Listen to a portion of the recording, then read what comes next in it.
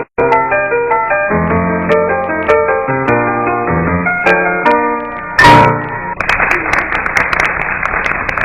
I take you guys home with me, really? Feels so good. This is not an ordinary 3. It's actually a card with a smudge right in the middle of it. Fortunately for us, we have a tiny Eureka vacuum cleaner hidden inside this card case. All you have to do is turn it on. Now just keep your eyes on the smudge.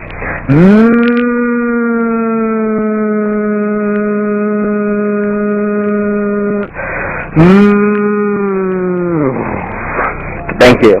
The only other thing you got to remember, always clean the vacuum cleaner when you're through. Thank you. This is actually a pick-off tip, and I use the card case to do the color change. You need 3 of a kind. Well, you need an ace, 2, and 3 of any suit. So we're going to use diamonds. Take the ace, put it into the case, face up, face down, doesn't really matter. Fold the flap in on top of that ace. It holds it in place. Put a 3 at the face of the deck. Put a 2 second from the back of the deck. It's best to put a picture card below it at the very back of the deck. This was an idea of my friend Bill Goodwin's out in California, and you'll see why this is a good idea a little later. Put everything in the card case. Don't worry about the flap not closing everything up. And when you're ready to perform, you just bring out the card case and go for it. Slide out the deck, but you'll be sliding out with the face of the cards toward the audience. Behind the scenes, you're going to use your right thumb to slide 2 cards down. Actually, it doesn't matter if you slide more, just get a bunch of steps. Feel for the second card down with your left first finger. Pull down until those cards go into the card case. That's going to be the 2 of diamonds and the face card that was behind it. Slide out the remainder of the cards, faces towards the audience. Turn your left hand palm up so the deck ends up in dealing position. Set the deck on top. This hides the mouth of the card case, which has the 2 cards in it, from your audience. You don't want them to see those cards prematurely. Talk about the middle tip on the 3 being a smudge. Hold the card case so the mouth is pointing slightly toward you, again to shade the 2 cards within it. And then get the deck ready by holding your little finger on the lower tip, the lower index, your thumb on the upper index to cover them both. Lay the deck right down the middle on the card case. You're covering the middle tip of the 3. You're going to be talking about this being a tiny vacuum cleaner. While you're talking, snap with your second finger the back of the card case.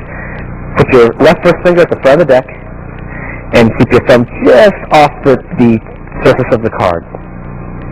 The reason why is when you snap, that will propel the 2 cards from within the case out of the case over that 3.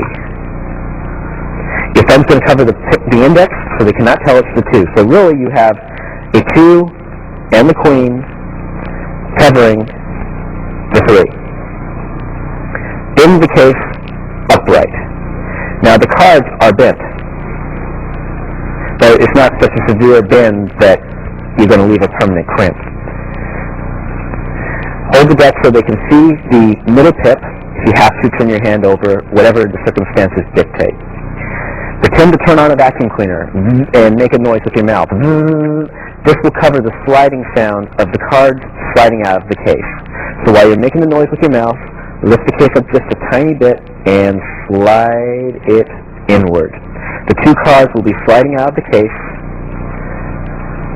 and right onto the 3. Now don't stop at this point. If you were to stop at this point and reveal it, it'd be kind of a boring trick.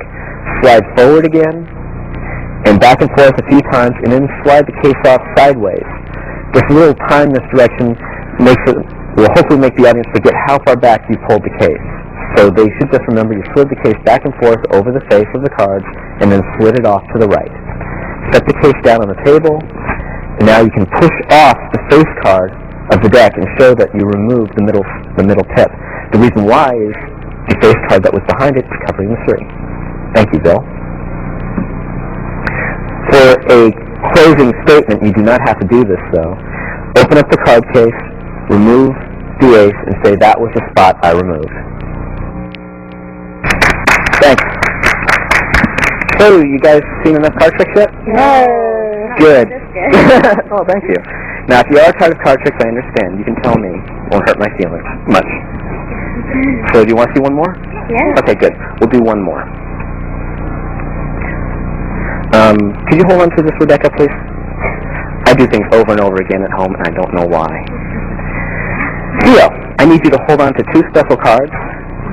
The Jack of Hearts and Jack of Diamonds. We'll be back to why in a moment. Tina, take a card. We're going to play a card game. It's like a card trick, but it's fun. Show it to everybody. Thanks. Okay, I'll have that back. We're going to lose it among all its friends, so it looks like a lot like a card trick still. But this is where it's different. Can I have those back? These are not ordinary jacks. These are called pack jacks. Remember Pac-Man? Yeah. One hand operates the simple controls. The other hand operates the pack jacks. Kicks out a card into the air. Catches it inches before it hits the person. Would you hold on to this, Tina? Wow. No, the game's over, but that doesn't mean I won. What was the name of the card you chose, Tina? King of Hearts. Phew! Now wait. I can do this with more than one card. We can make this better. Would you hold these again, please? Okay. Tina, touch one, but don't take it away. Okay, we've eliminated one card. Take the rest. Okay, look through them and remember them, all of them. Now, this will help. If you remember the card you didn't choose, you know the cards you did choose. Put your cards on top of the deck. Now I'll have to shuffle the deck into your cards. And now we're going to find your cards with the jacks. So, do you remember a moment ago? I'm sure you do. I held the jacks on the left and the deck on the right, and we found a card flying out. We're going to do that again. Here we go. There's the card you didn't choose. There's the cards you did choose. Game over. Thanks. Ray, there have been a lot of tricks where a deck of cards reappear in the case, and frequently they involve some kind of a fake card case or some kind of construction or a gimmick. Yours is really nice because you don't have to do that. It's an ordinary box, no preparation. I like it. Recase me, Ray. You need to dress up for this one. You need a jacket because you're going to actually sleeve the entire deck of cards. It's a very simple thing to do because the case will be on it. To the audience, it looks like you remove the cards from the case, put the case in your pocket, and then the case is back on the cards. What's really happening is you're removing one card from the case. As you slide out the entire deck, you only slide it out about an inch before your right first finger touches the back of the top card. It holds that card still, while your left fingers underneath slide the remaining cards into the case. Your first finger of your left hand does most of the work shoving the cards home. After the cards are in the case, close the case with your left first finger. The audience can't see this, it's very brief, and the back of that one card is hiding everything. Slide that single card out as if it was the entire deck. This means have fingers on as many sides of the card as possible. First finger on the front, thumb on the top, the other fingers on the lower long side. Lower your hand to your side, keeping the back of the card toward the audience as much as possible. When your hand's low enough, bring the deck up into view to catch their attention. You're going to put the case, deck, which they don't know the deck's in it, into your pocket, but you reach all the way into your coat sleeve from the inside, slip the case into it, and let it drop. The case will slide right behind the card you kept. Once the deck has arrived behind the card you held out, bring up the card case back toward the audience, remove the deck from the case, keeping the card hidden behind it, and then put the case away with the card behind it, and continue on. Who needs 52 cards anyway? Ray, I really like the way you handle your follow-up to Daryl's snowshoe sandwich, the trick you call pack jacks. Now, David Williamson had a trick, the 51 cards to pocket, in his book Williamson Wonders, written and illustrated by Moi, that used a similar type of premise where the bulk of the deck went one way and the selected card went the other way, and it was the opposite of expectation. Ray utilizes the same type of idea in this follow-up to Snowshoe Sandwich. Take it, Ray. Thank you, Richard. You need two jacks. These are the sandwich cards. Have the audience touch one card, don't take it away. You take the card they touched. You hand them the deck, and tell them to memorize all the cards. Then show them that the card they didn't choose and explain that if they remember the card they didn't choose, they know the cards they did choose. They put their cards on top of the deck. You get a break between the card they didn't choose and the remainder of the deck. Double cut the non-chosen card to the top. Get a break underneath it. Take the jacks, add them on top. Now when your right hand comes over to take the deck in middle grip, your left little finger pushes the third card down, the card they didn't choose, to the right. Hold the deck so it's perpendicular to the table. This will hide the next move. Now I'm going to expose it for you so you can see it. The left hand peels off the first jack. The jack is held between the fork of the first and second finger, and the left third and fourth finger hold the card. Notice that your first and second finger are along the top edge of the jack, the front edge. When they come back to take the next jack, let go of the entire deck so it slides beneath the second jack. Now you're holding one card in your right hand as if it was the entire deck. The left hand is holding the entire deck but blocking the left side with the back of the left hand and the front edge with your first and second finger. The back edge is tipped slightly towards you to hide it. The right hand pauses for a moment, makes a throwing action, snapping its card face up. The left hand just opens and closes quickly. The deck will slide out and be caught between the jacks. This is the card they didn't choose. These are the cards they did choose. That's the end. Thank you. Aw, come on, a group hug. Aw. Anyways, let's go back to our regularly scheduled card tricks. Gio, help me with this, please. Sure. I'm going to show you cards one at a time. Okay. Think of one of the cards that you see. Okay. Good. Now, I'm not a mind reader, so I don't know what card you saw. But I am a good guesser, and I can probably hit it right on. Okay, that's my guess. If it's right, I'll show it to you. Tell everybody else here what card you thought of. The Two of Hearts. Two of Hearts. Okay, I'm not going to touch the card that I left sticking out and show you that it is indeed the Two of Hearts, and great minds do think alike. Thank you.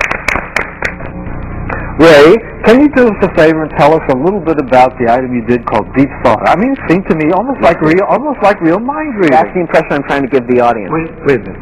Are you saying that you're really reading their minds? No, Mr. Andrus. I'm telling them that I'm pretending to read their mind. It's not real, although it looks good. Hi, Jerry. Hi, Jerry. Ray, maybe you'll show us how Deep Thought is done. Thanks, Richard. This is a trick based on Paul Harris's Think of a Card from his first book, The Magic of Paul Harris. And it's almost identical to his trick, with the exception of a card switch, which we'll go into shortly. First, you have to have someone think of a card, but you want them to think of only one of a few cards. So you very slowly show the cards to your audience. Now, on the first card, you tip it back toward you just enough so you can read the index of the card and remember it. Then you slowly go card by card. That way it gives them plenty of time to think of one of the first few cards.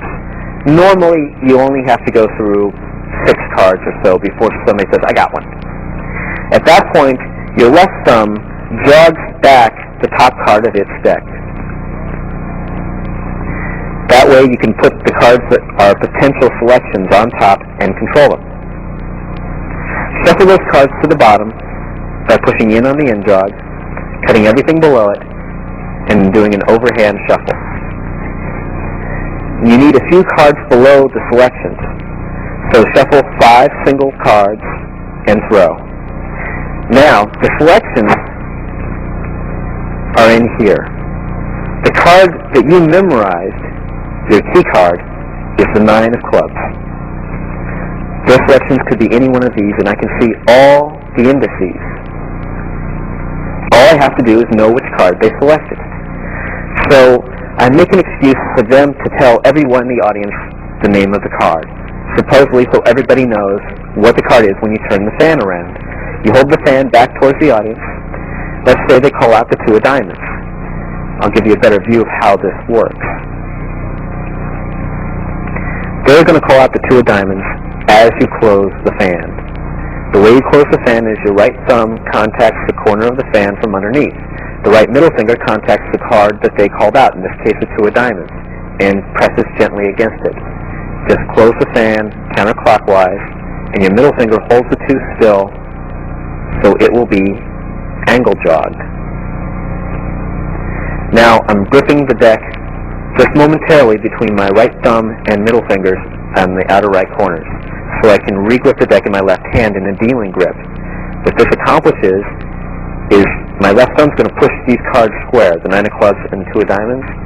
That will push, if you look at the lower right corner of the deck, that will push the 2 of diamonds through the deck, so it's now angle jogged at the lower right corner. This is important for the next maneuver. The next maneuver is called the ambitious riser. It was devised by Fred Robinson of England, and it's a card rise that we use as a switch for this effect. You're going to reveal the card by rotating your left hand palm up so the audience can see the faces of the cards. As you are rotating your right hand palm up, your left little finger will rise up to 2 of diamonds. The grip on the deck is important. It's resting on the base of the first finger. It's held only between 2 fingers, the thumb along the side, parallel to the side, and your middle finger at the upper corner. Your little finger stretches down, touches the corner of the 2, and just pushes straight up. The 2 rises up in front of the 9 as your right hand lowers to show the face of the card to the audience. Underneath the 2, your left first finger is going to hide the 9 by pushing down on it till it ends up flush in the deck. To the audience, it looks like you just lowered your hand to show the 2. And you are clean. You can remove the 2 and accept your applause. Thank you. Tia, do you have a pen? Yes. Do me a favor. Cut the cards. Yeah, we'll be needing that. Okay, you could cut anywhere. Let's see what you cut to. The 5 of diamonds. Great. Would you do me a favor and put your initials on that 5 of diamonds? Okay, so there may be more than 1 5 of diamonds in this deck, but there's only one with RW, which stands for Teal. Okay. Every time I put that 5 of diamonds in the deck, you'd expect it to stay there in the middle, right? Well, this is a special deck of cards. If I push the button right in the top, it comes back up to the top with your initials on it. Now, some people accuse me of not really placing that 5 of diamonds in the middle of the deck, and I don't blame them. I'm not exactly an innocent-looking person. But it's not near the top, it's not near the bottom. I'm really placing it in there. Until I push that button, and it comes back up to the top with your initials on it. Now, I can't see it go to the top. Can you see it go to the top? The reason why is I'm pushing it square in with the other cards. If I were to leave it sticking out, you'd be able to see it, right? So I'm going to put it in the middle of the deck. Actually, instead of putting it in the middle, I'm going to put it just a little lower this time. Now, it's sticking out near the bottom, and I'm going to do this really slowly so you can see it. Keep your eyes on the cards sticking out. If I give the cards a gentle shake, it jumps up to about the middle from near the bottom. Give the cards another shake, it jumps up to near the top. Give the cards one last shake, it jumps up so it is the top with your initials on it. Thank you. Wait, there's more. It doesn't stop there. If you let it rest on top and you riffle the cards gently, it goes down through all the other cards to the bottom with your initials on it. Thank you. Ray, I think one of the things for which everybody knows you best is raise rise, which is not R-A-Y apostrophe S. It's not raise rise. It's raise rise, R-A-I-S-E, rise. It's appeared in the Magical Arts Journal, but I don't think any printed description would enable anybody to learn an amazing effect like raise rise. Please explain it to us in detail. Take your time. Make it clear. No problem. You need to prepare the deck just a little bit with 2 in jogs, about the middle of the deck. After you have a card selected and you're displaying it, you pull down with your left little finger about 2/3 of the deck.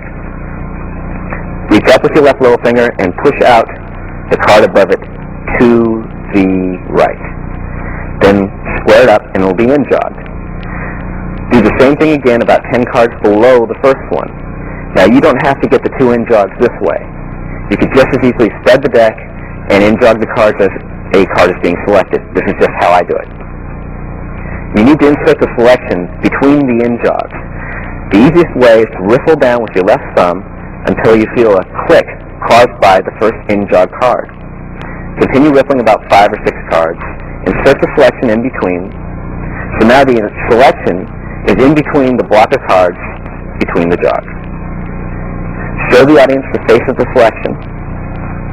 In preparation for the ambitious riser move, you're going to use that move to switch out the selection and the top in-jog card.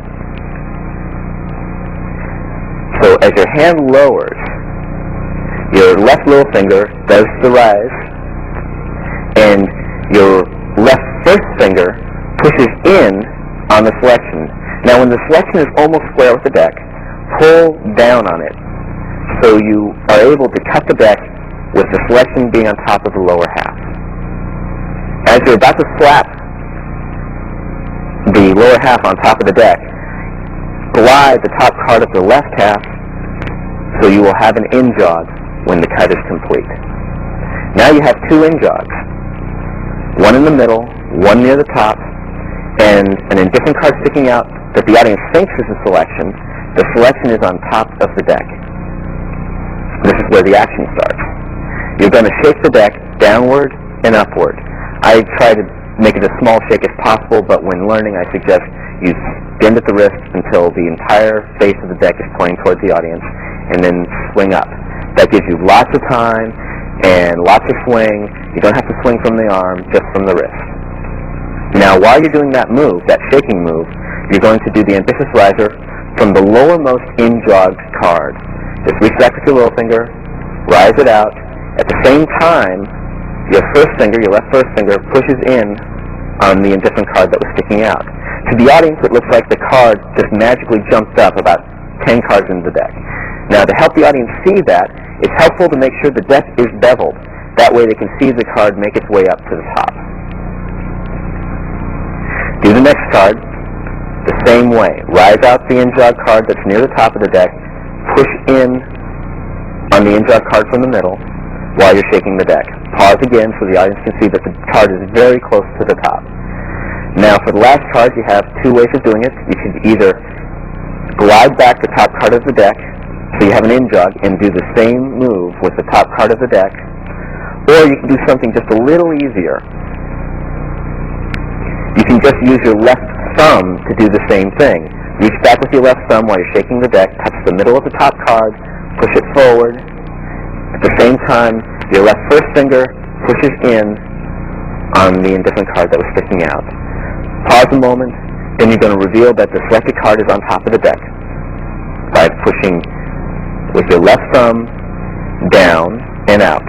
And with your left first finger, you're going to push to the left. So the left thumb is pushing to the right, the left first finger is pushing to the left. That causes the card to spin out and face the audience in front of the front edge of the deck. Now, where the audience is applauding and they think the trick is over, that's your moment of misdirection for a one-handed bottom change. The way you accomplish this is you put your first 2 fingers on the front of the deck, on the front of the selected card, your first finger and second finger, and you let go with your thumb on the back.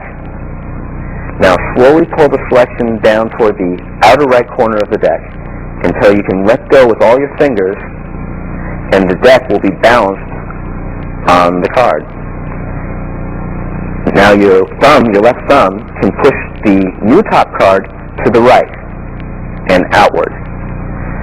Continue pulling the selection underneath the deck. It's just balanced. The deck is just balanced on the selection. Once the selection is all the way underneath the deck, your left thumb pushes outward so the new top card lifts up. You can re-grab the deck with your left finger, and then your left first finger reaches underneath and pushes the new top card up against your thumb. So to the audience, it looks like nothing happened. You were just holding the card, displaying it, and now you're still holding the card with the same hand. Actually, the card did change positions. It did change grips, but I've never been called on it. I don't think the audience is paying attention to this detail. When the audience settled down, say you're going to do one more thing. What goes up must come down, whatever you please. Let the cards settle on top of the deck. Riffle the cards for the magic moment. Then slowly turn over the deck to show that the selection went downwards through all the cards onto the face of the deck. Now, Ray, I think it'd be really nice if you were to do the rise again, the whole sequence, but don't verbalize the explanation this time, and we're going to show a very detailed close-up as you go through the entire sequence of both out jog, put the card on the top, do the cut, and then choof, choof, choof. And of course, as you raise and lower your hand and you're doing the ambitious riser, the larger movement of the hand dipping covers the smaller action of the card, of the little finger pushing the card outward.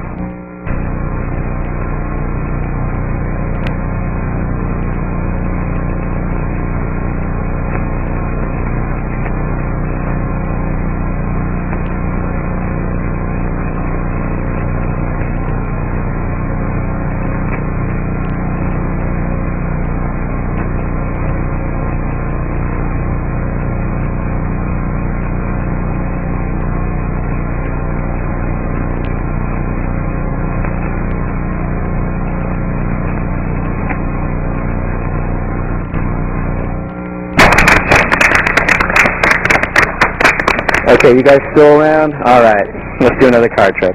We're going to use these two queens. They're going to be a Venus flytrap in just a moment.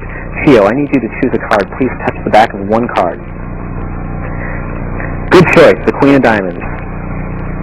Okay, that Queen of Diamonds is perilously exposed, sticking out like that, right above those vicious queens. All you have to do is give the cards a little shake. That causes the black queens to trap the Queen of Diamonds above, below. Oh, no. Thank you. I really don't care for most sandwich effects. How many sandwich effects can you see? But Venus flytrap is really terrific. It's quick, looks exciting, and it uses one of your favorites, Fred Robinson's ambitious riser move, which originally appeared in Fabulor. Would you please explain Venus flytrap for us? If I must. We'll use the queens for the sandwich cards because it fits in with the storyline. You can flip the queens about 10 cards from the bottom and spread them so the uppermost queen goes to the left. And also it should be sticking out a little further than the lowermost queen. This will help you with the next move. Underneath these queens, your left first finger is going to in-jog the block of 10 cards or so that's right below it. Just about a quarter of an inch, that's all you need. Your right first finger and fourth finger. Square those two queens.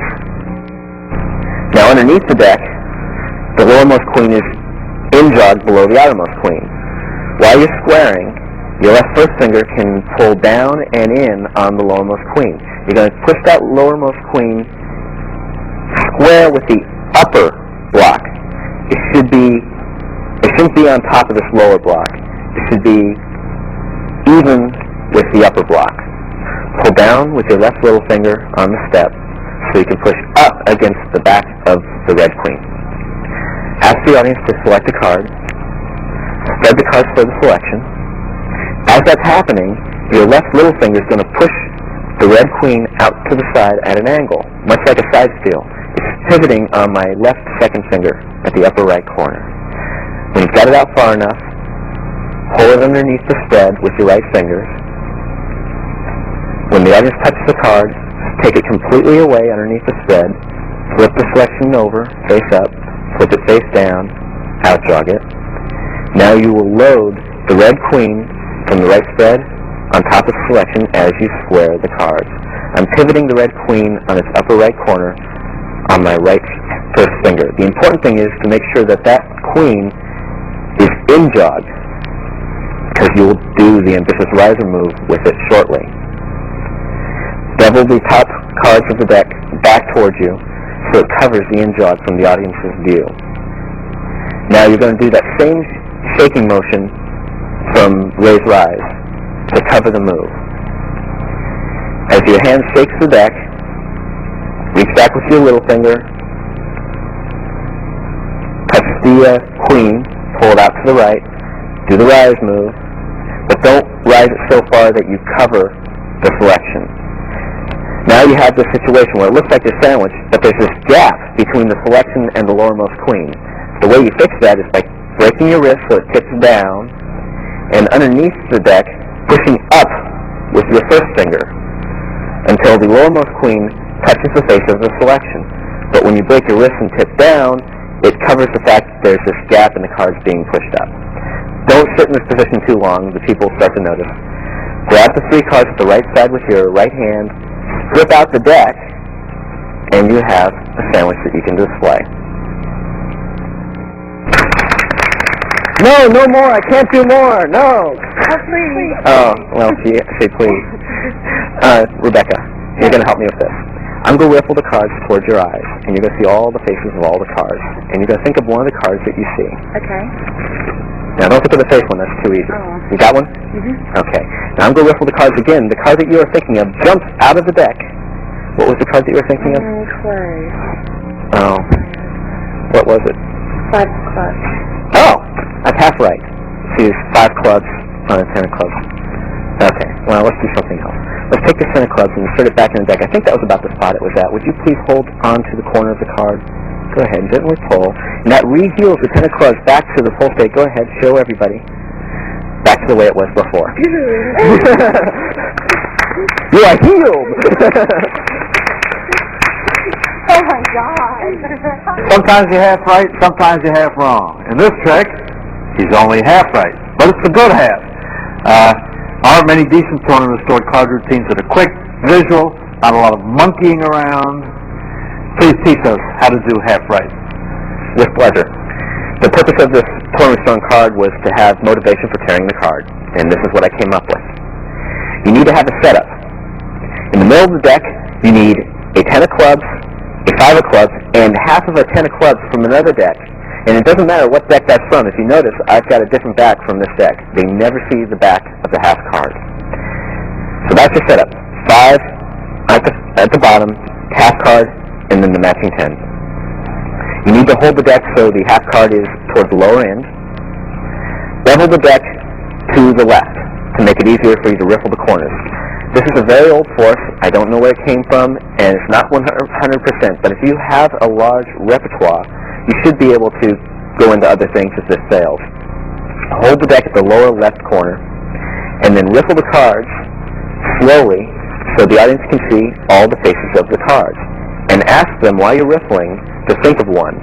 Due to the half card being at the bottom, there'll be a slight break in the rhythm, and they'll be able to see more of that 5 of clubs right behind the half card. That's your fourth card. Ask them if they have one, and when you do, that's your misdirection for grabbing the deck in your right hand and rotating it end for end. Now bevel the deck again to the left, and then slide a few cards to the right.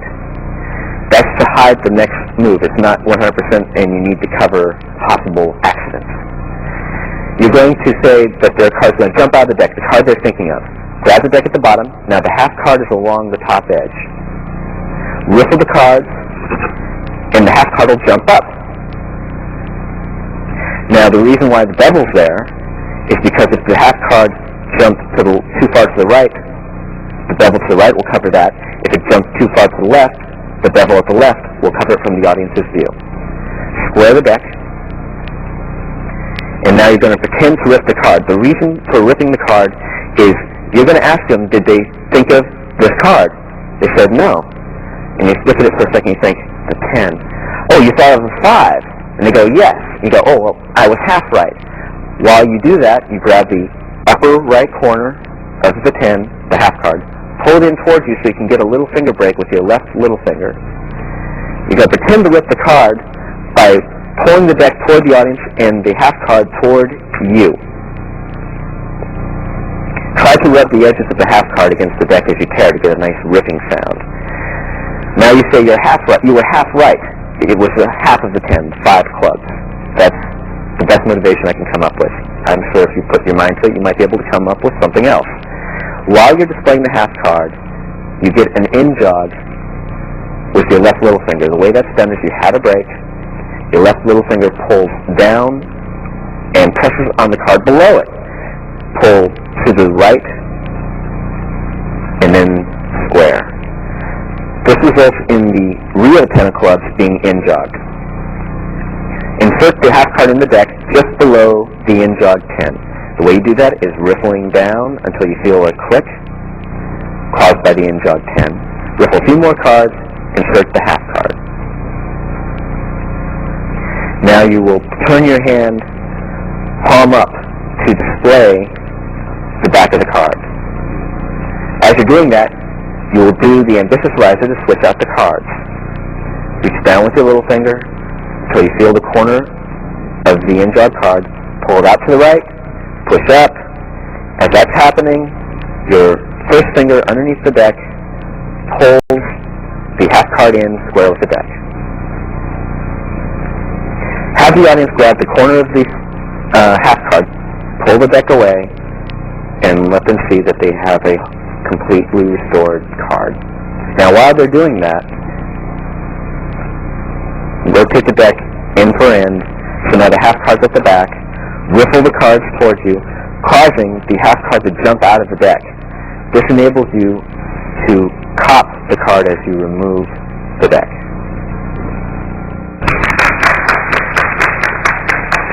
Thank you. Rebecca, touch any 4 cards you want. Okay, choose another one. Okay, you could have chosen any one you want, you just can't change your mind. That one's a good choice. And touch one more. Okay. Now let's see how you did. Oh, good, the aces. That's just what I needed. Ray, I really enjoy freedom of choice. This is one of the best versions of the spectator locates the aces kind of thing that I've seen, just because it's just so clean. You know, just people are waiting for a slight or a move. You just out-jog the cards, you just raise your hands, and there they are. I mean, you couldn't ask for anything more. It's not easy. No, it's not. Not easy. Will you please teach us freedom of choice? It's not easy, but it is simple because you don't have to do very many moves. You learn one move, and you do it over and over again. The setup is simple. Have 4 aces at the face of the deck. You can cop them or palm them, have the deck shuffled, return to you, and add them on, whatever your preference is. After the deck's been set up, you're going to have the spectator choose 4 cards by touching the backs of the cards, not removing it. Spread the cards so the spectator can choose one. As soon as they touch one, out-jog it most of the way. After the first selection is made, the work starts to happen underneath the deck. While the first section is being made, slide the bottom card over to your right finger. This is done by loosening the card first with your left middle finger, and then pushing the card over with your left third and fourth fingers. When the second card is touched, slip the ace that you slid over to your right hand directly underneath the second selection. So, up-jog them both and start to slide over the next ace into your right fingers. So you're really up-jogging 3 cards, but the audience thinks you're up-jogging 1. Now you're going to do the same move again, but this is easier. You've already got 1 ready. The third card is chosen. Get an ace ready. You're sliding the third selection up right above the ace that's hidden underneath the first 2. Now from the top, the audience can't tell what's going on. The reason why is the cards being spread like they are hides the aces. We'll continue shooting from underneath so you can see exactly what goes on. The third ace is now ready for the 4th selection. Slide the 4th selection above the third ace. Load the last ace underneath the spread cards. Hold them with your right fingers at the lower right corner. Now you need to reload that last ace into the remaining cards. So spread about 5 or 6 cards, and then insert the left lower corner of the last ace into the remaining cards and square those bottom 3 cards in your left hand. The whole time, the backs of the cards are towards the audience. At this point, you've got to switch 2 cards. You need to switch the first card they chose, and you need to switch in the last ace you loaded that's hidden underneath on the left side. You cannot see it now. The way I do this is as my hands raise up to show the faces of the cards, my right thumb, which is on the block of cards above the first selection and touching the first selection, slides them to the left. Now, from underneath, while the hands are going up, my left thumb is on the left side of the block of cards containing the last ace, and it's going to slide all the cards above that last ace to the right. And the spread is a little messed up due to the difficulty of showing you the exposed view, but when the hands arrive at their destination, the audience should see 4 aces part about this is you do not have to strip the aces out to show them or mess with them. The audience touches 4, and then you show 4 right away, and that was the whole goal of this trick. Ray, could you please put the aces on the bottom of the deck and do this again at full speed without talking, and just show us what it would look like when done normally? Okay.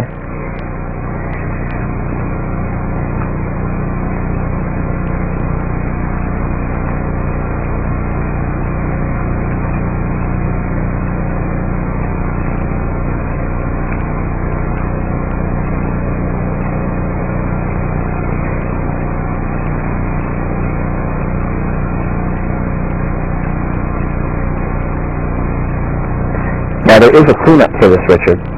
Once you're stuck at this point, you may want to use the aces for another trick. The way to clean up can be seen from the back.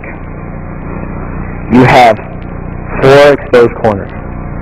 Your right hand comes over to hit those corners. The right index finger hits 1, 2, 3, 4, kicking them off to the side. Now all you have to do is square the cards that are not kicked off to the side with the deck. Strip out the aces,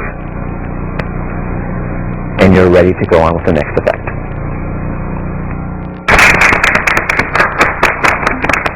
Thank you.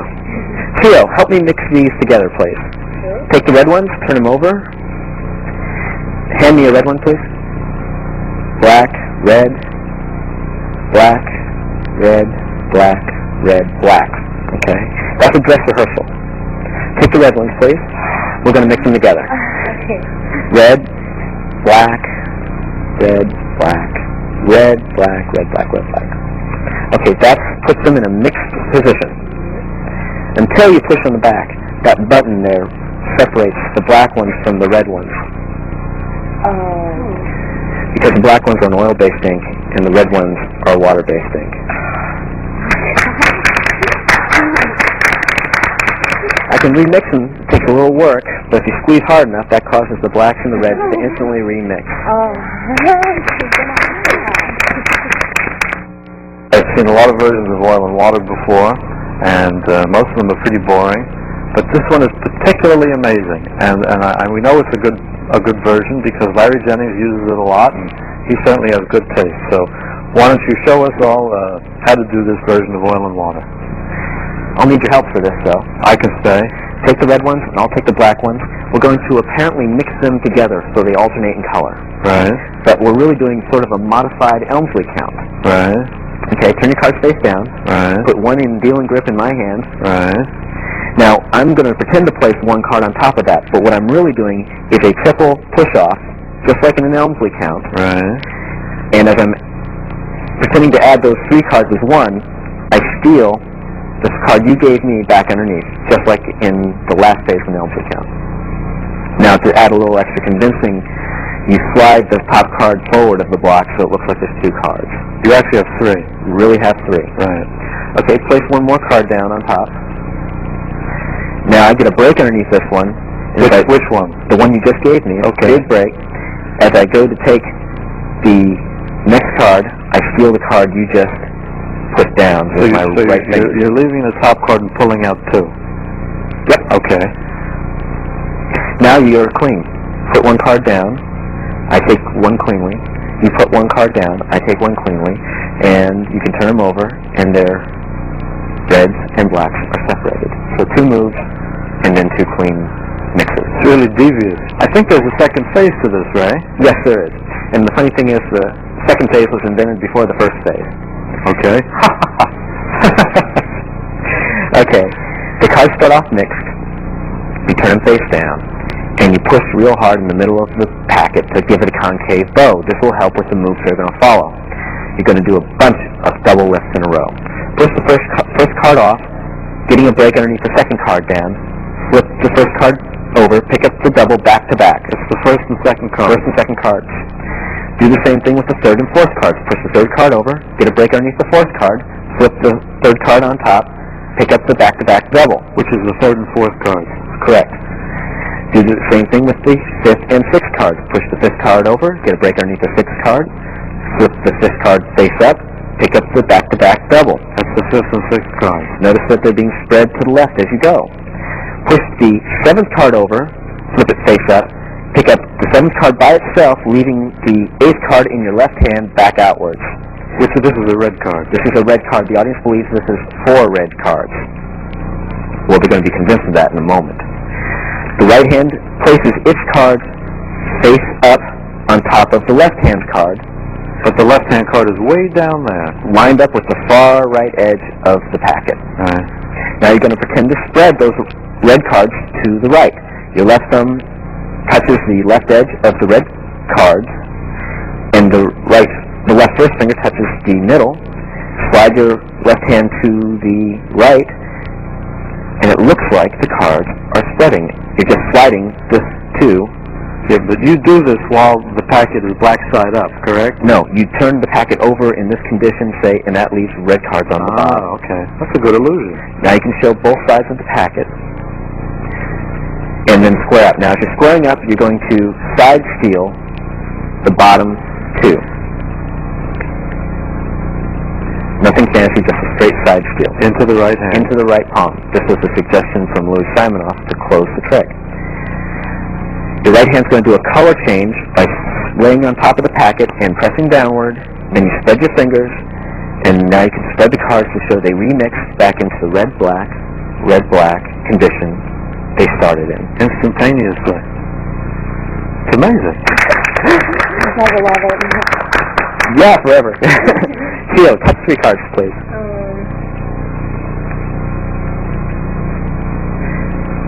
The King, the 6, and the 6. I forgot to warm up before I got here, so I need a chance to warm up. I usually start with 3 cards instead of the whole deck in case I lift something heavy, I strain something. This is how I warm up. That's the 6. That's the 6. That's the King, and that's it. The first time I saw Ray do this trick, the other cheek, I was really flabbergasted. I just couldn't believe that he whirl around 3 cards in the air and they turn face up one at a time. And now that I know how he does it, and you're about to find out how he does it, you'll be even more amazed that any human could accomplish this through fingers alone. It's unbelievable. Do it, Ray. Yes, sir. You need to get a break above 3 cards from the face of the deck. It doesn't matter what they are. I usually do it when spreading the cards to find 3 cards from the middle. Just outjog any 3 cards from the middle at different spots. Keep them spread. Now you're going to do Vernon's strip out addition. The way you do that is as you strip out the 3 cards that you outjogged, you add the 3 cards below your break. The 3 cards you strip out hide the cards you added. Much better than that. Keep the break between the 3 added cards and the 3 cards you stripped out. And now you're going to have to do a half pass as you turn the cards face down. I prefer a half pass I found in Ernie Eric's book. Bring your right hand underneath the outer right corner of the packet so the lower packet rests on the fork of your 4th and 3rd fingers. With your left little finger, pull in towards your body. That causes the lower packet to pivot down. While it's resting on your right hand, shift your left forefinger to the outside of the packet. You're holding the packet between your right hand and your left hand. This gives your left thumb and first finger freedom to move the other packet over and on top of the face-up lower packet, completing the half pass. Now you're going to spread the top 2 cards of the packet. You really have 6 cards, 3 face down on top of 3 face up. Spread the top 2 cards of the face down packet. And underneath, you need to spread the face-up cards to the right also. I use a double buckle to do this. From underneath, the left second finger buckles in the bottom 2 cards, and then when you can feel all 3 surfaces, spreads to the right. So what you have is a spread on top of a spread. 3 face-down cards, spread above, 3 face-up cards. To make them seem to turn face-up, you wave your hand around in a circle. Your left first finger reaches out to the middle of the left long side of the packet, pulls up on the outer card and inward until you feel it touch the second card from the top. Rest the first card turning face up, stop moving your hand, give the audience a chance to relax and enjoy it. Do the same thing. pull up on 2 cards this time. The reason why you're pulling up is so the tip of your first finger clears the face-up card right below it. Push in until all the face-down cards are square. Now the audience sees 2 face-up cards. For the last card, you need to do a burn in one-hand pop palm from Further Inner Secrets of Magic. To prepare for this move, position your right forefinger at the outer right corner of the spread. Then do the same move with your left first finger. This time pull up and in.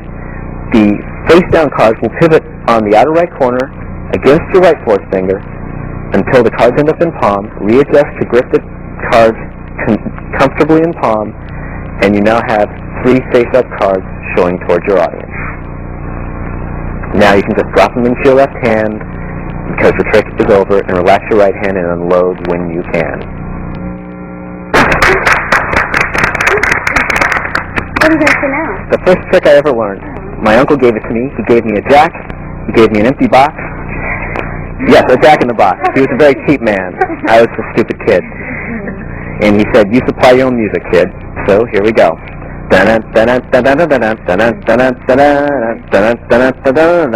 Pop.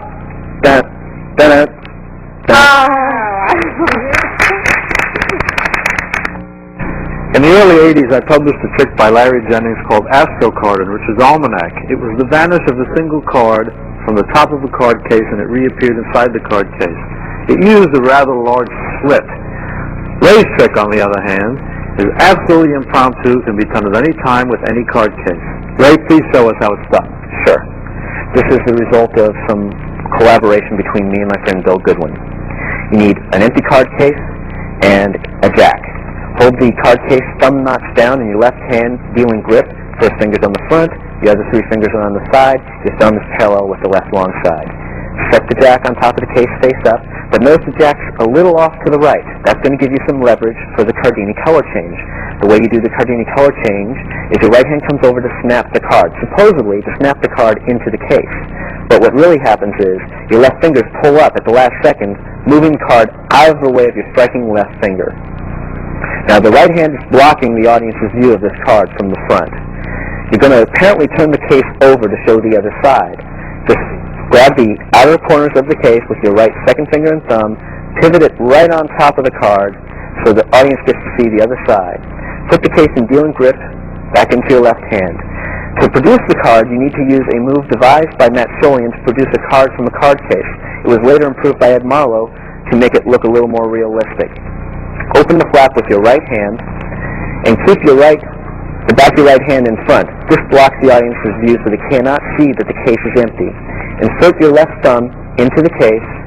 Have your right fingers underneath the case, gripping the selected card. Slide the card out apparently from within the case, but you're really sliding out from underneath. Now from the top, it looks like this. The case flap moves a little bit, giving the impression that it came right from within the case. Turn the card over, show the audience that the card is the same one you snapped, and the trick is over. It's very quick, and it's also very effective, but it needs to be done more or less one-on-one. Thank you very much. Let's use these 4 cards. Oh, what a coincidence. They happen to be kings. Just what I need to prove a scientific fact. It's scientifically proven that if you have 4 kings, you have 3 spaces in between them. And we can prove this just by counting the cards out. There's 3 empty spaces between the kings. If you wave the kings over the deck, that causes 3 cards to jump out from the deck. Now, I happen to need the 4 aces. Unfortunately, there's only 3 spaces, so I only get 3 aces. It's just the way life is. Now, if I want to get the 4th ace, there's only 3 spaces, so I need to squeeze the kings and make them into the last ace. Thank you. Ray, your version of the collectors is one of the better ones because it's very visual, it's very quick, and as usual, you've managed to take something that seems overfamiliar and really give it that Cosby touch. So tell us how you do out of space. Okay. The Cosby touch. You need a setup of 8 cards. 4 aces and 4 kings. The aces have to have 1 face up, 3 face down. The kings go on top of that. You have to have like colors on the outside, so I'm going to use blacks on the outside for this example. You need to steal the aces below those 4 kings. Obtain a break below the face-up ace. Show the kings off in the spread. Take everything above the break away with your right hand. You're going to square the cards on the table with both hands. As you do, insert your left forefinger between the bottommost king and the one above it. Close the spread. This is like a wedge break. Tap the cards and then hold them in a tense position with your left thumb. Your right hand's going to come over and take away all 4 cards. But as it does, the left little finger pulls down, taking away 3 of the kings that were below it onto the deck. Set those aside. Now you have 5 cards. 3 aces face up, an ace face down on top, and a king on the face. Flash the king on the face, and you're going to count the cards face down into your left hand, showing each one. First thing you need to do is a 4-card push-off with your right thumb. You're pushing off every card but the last card. Take it in your left hand. Next, you're going to switch the right-hand card for all the cards above the bottom ace. I buckle the bottom ace and switch. The next one, you switch all the cards in your right hand for the 2 cards in your left hand. And finally, set your right hand double on top of your left hand cards. No break needs to be kept. The order of the cards at this point is you have a face-down king and the rest are aces. The 3rd card in being another face-down ace. Now you're going to do a count that was devised between me and Bill Goodwin to make the aces appear between the face-down kings. Buckle the bottom card of the deck deeply so your right hand can pinch all the other cards. You're taking away the top and bottom card by pressing down with your left thumb. That's a double. Take away a single ace. Push off the top card of your right hand half. And as you take it square with the face-down card, steal both cards with your right fingers below the remaining face-up ace. So now you have 3 cards in your right hand. Take 1 face-up ace, take a face-down card, stealing the in-jogged face-down card below the right-hand cards. Take a face-up ace, and set the real face-down card there. You've just counted 7 cards, 3 face-up cards between supposedly 4 face-down kings. Strip them out and lay them out on the table in a row. As you do, flash the face of the left-hand packet. This king reinforces the fact that you have 4 face-up kings. In reality, you have just 1 king and 1 ace. Now you're going to do a count devised by Brother John Hammond. Peel off the top card into your left hand, then switch the cards as you peel off the 2nd card. The 3rd you switch, and the 4th you really take into your left hand. You've just counted 2 cards as if they were 4. Make a magic motion like you're squeezing the cards together. Now you're going to do a double lift and snap it. The way I do it is I grab the inner left and outer right corners between my right thumb and 2nd finger. My left little finger pivots the cards around on the inner right corner so it faces them, and keep pivoting it so now the back's toward the audience. Your right first finger bends the card, snapping it off your right 2nd finger, revealing the last ace. Use that ace to scoop up the other 3, and you've managed to change the 4 kings into 4 aces.